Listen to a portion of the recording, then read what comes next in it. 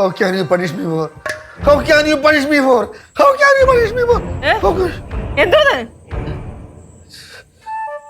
Judge ഏ നീ പോയില്ലേ? എവിടെ പോയില്ലേന്ന് എന്തോ നിനക്ക് ഉറക്കത്തിൽ തന്നെ പിച്ച് മനുഷ്യനെ പിച്ച് പയും പറന്ന് പേടിപ്പിക്കണ ഞാൻ സ്വപ്നം കണ്ടടി. ജഡ്ജി കോടതി പിള്ളേരൊക്കെ പോയാ?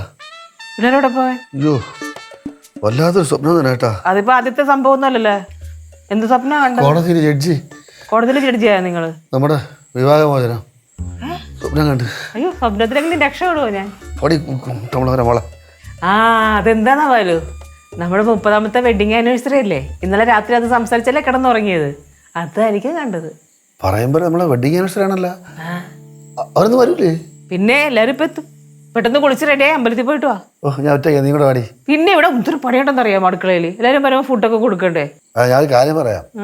30ാമത്തെ വെഡിങ് ആനിവേഴ്സറിക്ക് തന്നെ അമ്മയച്ഛനും വരുമ്പോ ഇല്ലാത്ത കഥകളും പറഞ്ഞ് അവസാനം എന്നെ നാറ്റിക്കരുത്. മര്യാദക്ക് എന്നാ നാറ്റിക്കില്ല. മര്യാദയോട് കാണിച്ചാൽ നാറ്റിക്കേണ്ടി വരും.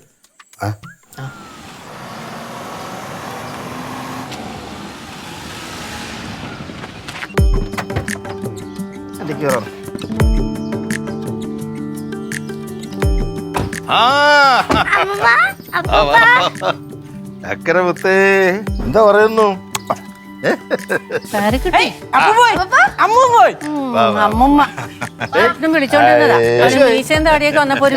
കണ്ടില്ലേടേ നീ? കോളേജിലൊക്കെ ആയപ്പോ നമ്മളൊക്കെ മറന്നല്ലേ? ശരി. പിന്നെ എന്തൊക്കെയുണ്ട് വിശേഷം? അടുത്തൊക്കെ നന്നായിട്ട് പോകുന്നുണ്ടല്ലേ? അതൊക്കെ അതിന്റെ പാട്ടിന് എങ്ങനെയാണ് നന്നായിട്ട് പോണപ്പൂപ്പ. യാത്രയൊക്കെ ഉണ്ടായിരുന്നു? സുഖകരമായിരുന്നു. ഈ മഴ ഒഴിച്ചാൽ. മഴ ചാർന്നു.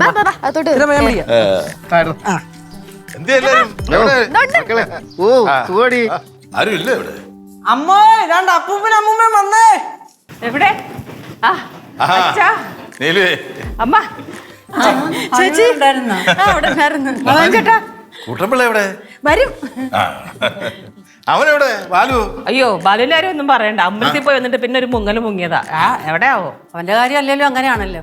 നിന്നെടുത്ത് കാണത്തില്ല അവനെ. ഞങ്ങൾ എപ്പോ വന്നാലും അവനെ ഇവിടെ കാണാൻ. അതെ ആ കുഞ്ഞെന്തേടി?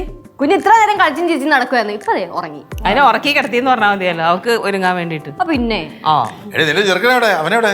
അടുത്ത മാസം വരുമായിരിക്കും. തിരക്കാണല്ലോ ജോലിയുടെ ഒക്കെ. അല്ല മോളെ, ഈ ഇതെന്ത് പ്രമാണിച്ച നിങ്ങൾ ഈ 30ാമത് വാർഷികം എന്നൊക്കെ പറഞ്ഞ കല്യാണം ഇതൊക്കെ എവിടെയായിരുന്നു? നാട്ടിൽ ഇതെനിക്ക് ഇതിനകത്ത് ഒരു പങ്കുമില്ല. ഈ പിള്ളേരുടെ പണിയാ.